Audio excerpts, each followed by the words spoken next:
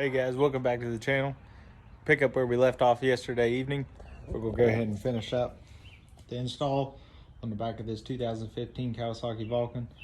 So, if you remember in the last video, we installed this integrated tail light and done all the wiring up top. And then today, get in here and show you a little bit better.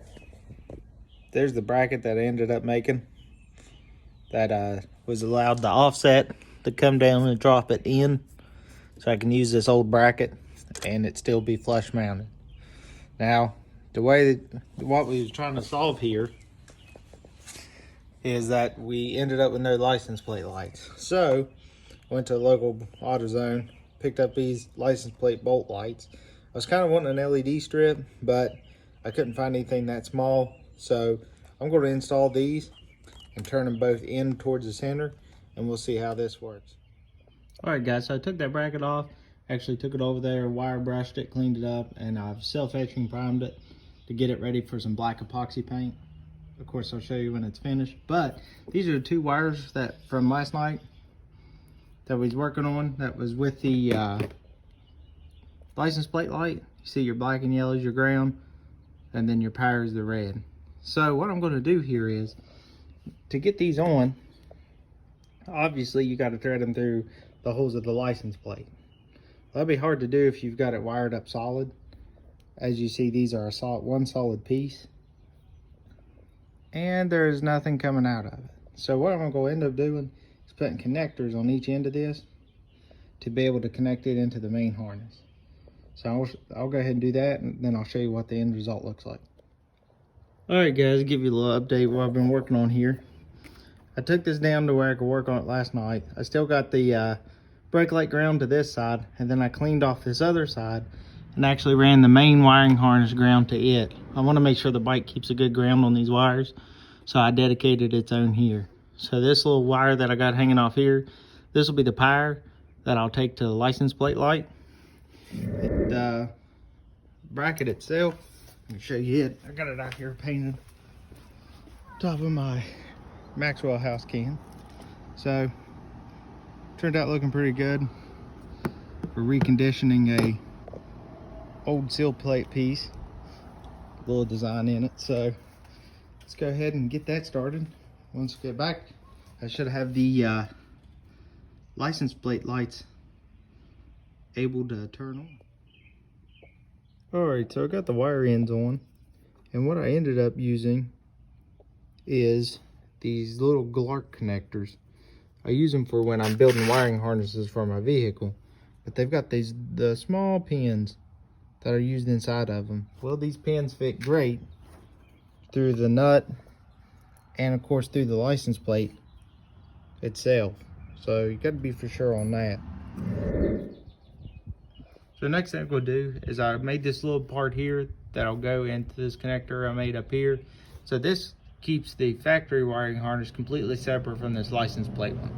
So I got the original grounded to the frame, where I also grounded this other bolt, and then I made this piece here. So I'm going to plug into here, and I'm going to take these same female end Glark connectors here,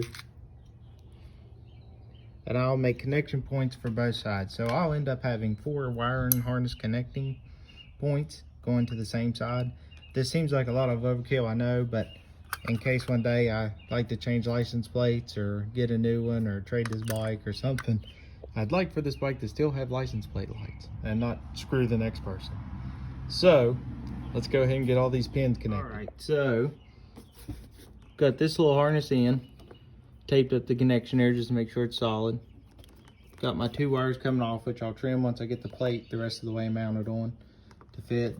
Also, I grounded this to the same bracket, just in a different spot down here on the actual license plate bracket.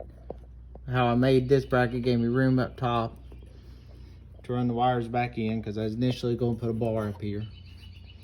So I got the 2 ground wires coming out now. So what I'm going to do is grab the plate, get it mounted up here, see how it looks, get the wire lengths cut, and then I will put the connectors on and connect it together, and we'll make sure it works before I do all the finishing and button up. But that is how the bracket ends up looking on the rear.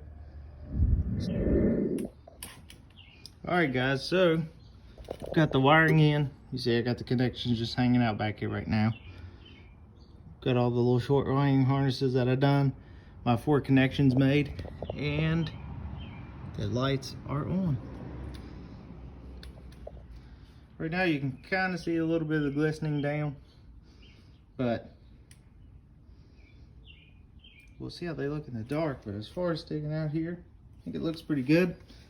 The side profile don't look too good right now, but give me a couple minutes and I'll have this dressed up. Alright guys, there's the final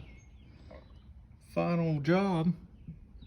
I ended up doing 1 zip tie in the center, holding that harness together, then done 2 zip ties on the outsides that are holding against the bracket itself. As you know, we also got the bracket that's holding the main harness, so that is definitely secure.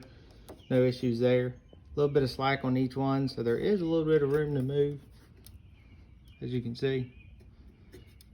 So, also went ahead and took the battery back out and took his side off where the light switch was, where I said there was some more of that guy's wiring job.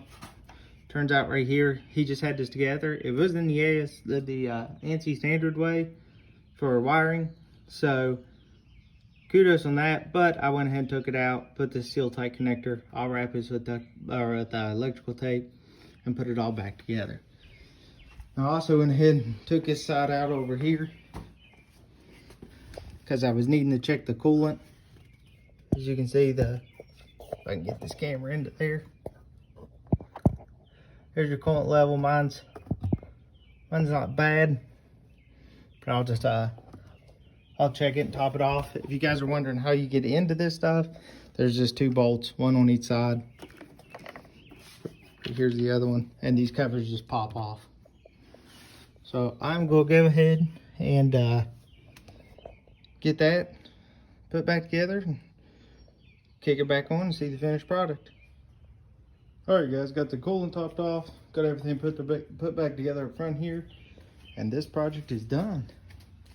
As you can see, this is what everything looks like in the rear, finally done. License plates mounted, lights are in, integrated rear tail light. This is what the back side of it ended up looking like. I taped up the wires so you couldn't see that they're red. And then up inside is the rest of the wiring harness. I had to add quite a bit of connectors to it just to make it so it was detachable. Of course, everything that I went through, if you're doing this install yourself, you did not have to do that. You could have wired everything up directly, used a lot less wires, a lot less complicated. Same with the tail light. You could have went right in, wired it straight up, had no worries. You could even just ran the screws down and held it in tight, but I just wanted to make sure this is good for the long run. So I pointed this out in an earlier video. As you can see, the spacers aren't correct. So I'm gonna go ahead and disassemble this and see what it is. All it is these 4 bolts that's holding this to the motorcycle. Take this apart and actually look and see what's going on. Alright guys, so what it ended up being, you can see the damage done here from where it was actually the sissy bar was hitting this panel. So it's an ABS plastic and that's scarred pretty deep. So there's pretty much nothing I can do about that other than buying a replacement panel. But it's hidden by the sissy bar. So what I'll do is just clean this panel and buff it up the best I can. But as you can see, this here sticks slightly above this piece to hold the sissy bar off. And then this one is sitting way down below it. All I can figure is maybe it came with the wrong spacers, or the individual put it on before used the wrong spacer. So actually what I found is I found some of these grommets that I had. They're pretty solid rubber and they fit down inside that hole nicely. So you can see it's down in there tucked in. Then I can sit this spacer right on top of it and it actually puts it up above the surface. So I'm gonna go ahead and throw those back on and see if it gets that sissy bar out from away from rubbing on this ABS piece of plastic. All right guys, I added those spacers in.